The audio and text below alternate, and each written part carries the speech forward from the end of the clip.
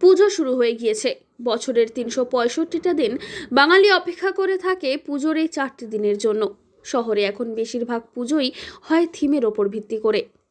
কে কার থেকে চমকপ্রদ ও আকর্ষণীয় থিম তৈরি করতে পারে, এখন চলে তারই ইঁদুর দৌড়।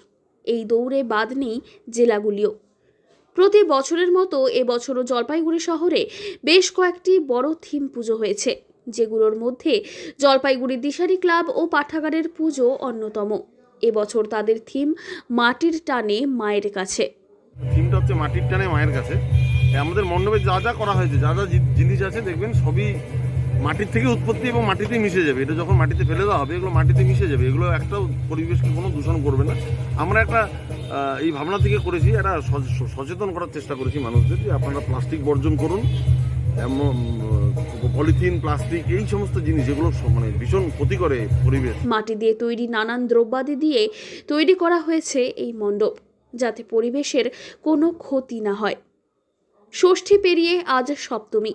ইতিমধ্যেই পুজো মণ্ডপগুলিতে দর্শনার্থীদের ভিড় হচ্ছে চোখে পড়ার মতো। অন্যান্য পুজো মণ্ডপের মতোই মানুষের নজর কেড়েছে এই দিশারি ক্লাব ও পাঠাগারের পুজো। এবছর তাদের পুজো 60তম বর্ষে পদার্পণ করল। মণ্ডপ তৈরিতে পরিবেশ বান্ধব দ্রব্য তথা পচনশীল দ্রব্যই ব্যবহার করা হয়েছে, যাতে পরিবেশে কোনো ক্ষতি না হয়। কেমন করেছে পুজো মণ্ডপ? ভীষণ সুন্দর, একদম অনবদ্য। ঠাকুরের সাজসজ্জা, মণ্ডপের সাজসজ্জা ভীষণ সুন্দর। ষষ্ঠীর দিনে কি পুজো দেখা সেরে নিচ্ছেন? কারণ একদমই নয়, কেবল তো আজকে ঠাকুর দেখা শুরু করলাম পাটকাটা দিয়ে। জলপাইগুড়ি উলু খাগড়া, বাঁশ, কাপড়, পোড়ামাটির জিনিস ইত্যাদি পরিবেশ বান্ধব দ্রব্যাদি দিয়েই তৈরি হয়েছে এই মণ্ডপ।